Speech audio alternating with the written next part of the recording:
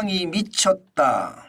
세상에 이런 한국인이 말을 들으니까 굉장히 강하죠. 저는 그런 생각이 솔직히 들었기 때문에 여러분에게 말씀을 드리는 겁니다. 왜 쿠팡이 미쳤느냐? 이거 한번 보십시오. 쿠팡이 세계 최대 명품 의류 플랫폼 파페치 인수했습니다. 5억 달러에 우리 돈으로 6,500억 원을 들여서 인수했습니다. 야, 이거 대단하다고 생각이 들지 않나요? 저는 솔직히 대단하다는 생각이 들어요. 왜냐하면 지금 우리나라 사업을 하는 것 중에 말입니다. 삼성전자 그리고 말입니다. 현대자동차 빼고 글로벌 시장을 장악하고 있는 기업이 우리가 있나요? 제가 봐서는 글로벌 시장을 제대로 장악하는 기업은 삼성전자의 D램이라든가 IT 기술이라든가 현대자동차의 자동차라든가 이거 외에는 없는 것처럼 보이거든요. 많은가요? 아직까지 저는 크게 안 보입니다. 그런데 쿠팡이 바로 이 파페치라는 명품 의류 플랫폼을 인수했다는 것, 이것은 어떻게 생각하면 전 세계 명품을 말입니다. 온라인으로는 이제는 쿠팡이 판다는 뜻이 돼요. 이제는 쿠팡이 판다. 작년에 매출액 보세요. 23억 1668만 달러입니다. 3조 280억 원 정도 됩니다. 매출액이 뭐 그렇게 크지는 않은 것 같아요. 그러나 앞으로 클 거를 생각을 하면 이거는 진짜 미쳤다고 봐야 됩니다. 게다가 국내에서 말입니다. 온라인 유통 플랫폼으로 1등을 달리고 있잖아요. 여기에다 이제 명품을 껴얹어서 세계 1등을 하겠다는 거거든요.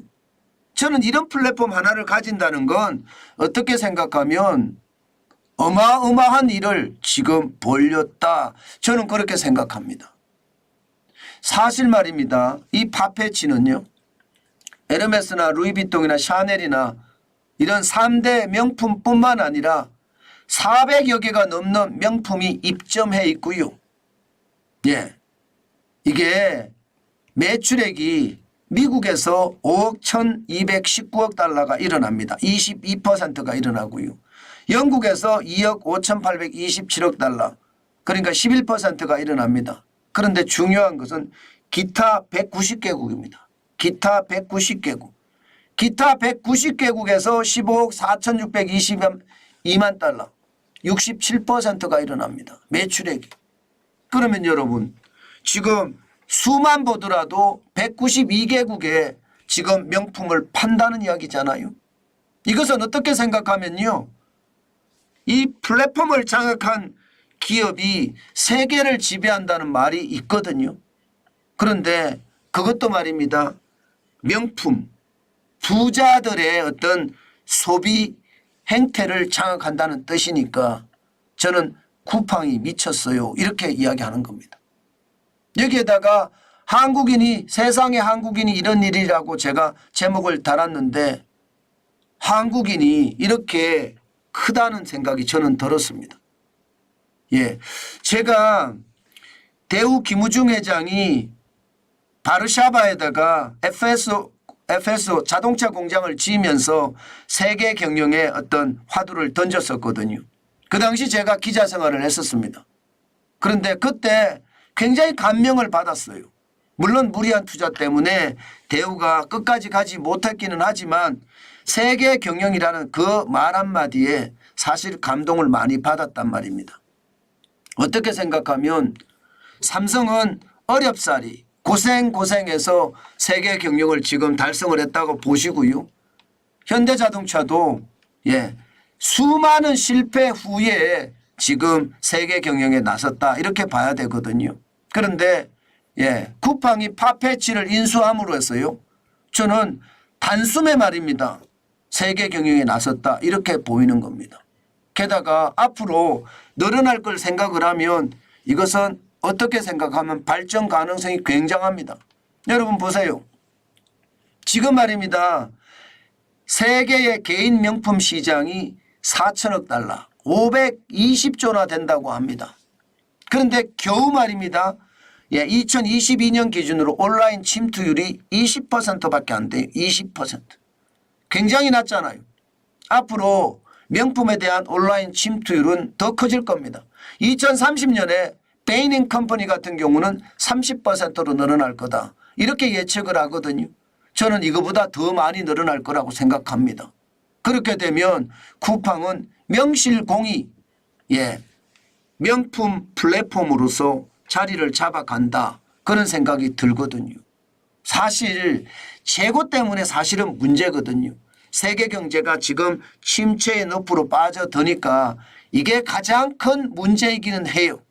그러나 경제는요 항상 내려감이 있으면 올라감이 있습니다. 저는 그런 것을 생각을 하고 세계 시장을 잘 점령했으면 좋겠다. 저는 점령이라는 표현을 썼습니다. 그 정도로 말입니다. 쿠팡의 꿈은 어디까지일지 저도 궁금합니다. 물론 앞으로 말입니다. 앞으로 이 쿠팡은요 결국 로켓 배송과 합쳐져서 더 큰 시너지를 낼 겁니다. 일단 대한민국이 플랫폼이 되겠죠. 명품만 하더라도요 이 명품을 이제는 로켓 배송으로 그렇게 쏟는 그런 시대가 올 거라는 이야기죠. 사실 한국 사람들 명품 좋아하거든요. 세계 1등입니다. 1인당 명품 소비액이 325달러입니다.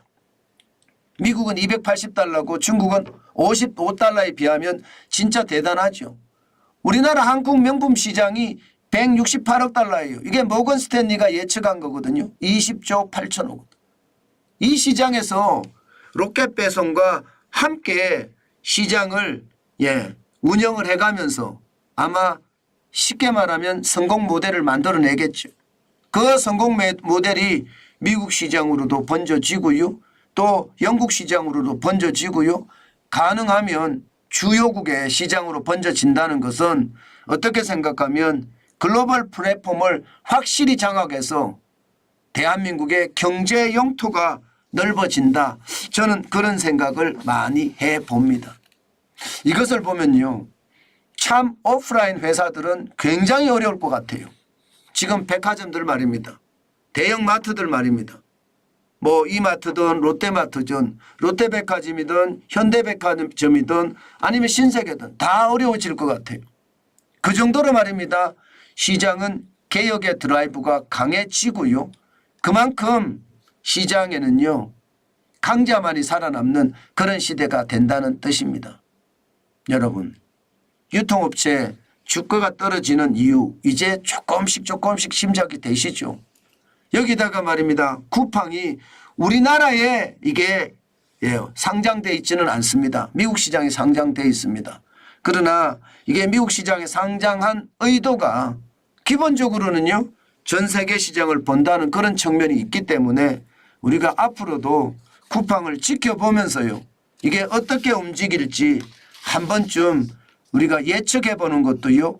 경제를 예측해 보는 것과 저는 다름이 없을 거라고 생각합니다. 이번에 쿠팡이 세계적인 어떤 모양새를 만들어낸다면 그리고 잘 성공시켜서 안착을 한다면 여러분 대한민국의 젊은이들은요. 쿠팡처럼 도전하는 사람들이 점점 많아질 겁니다. 그들은 세계 시장에서 더 강한 한국인으로 거듭날 거라고 저는 생각합니다. 제가 기자 생활을 하면서요. 사실 많은 M&A를 봤습니다. 인수합병을 봤습니다. 그러나 이번처럼 이렇게 플랫폼을 인수를 해서 시장에 어떤 큰 힘을 발휘하는 것은 처음인 것 같습니다. 그래서 제가 쿠팡이 정말 미쳤다. 그렇게 제목을 달았습니다. 제가 봐서는 진짜 미쳤는데 잘 해야지 더 미치지 않을까 저는 그렇게 봅니다.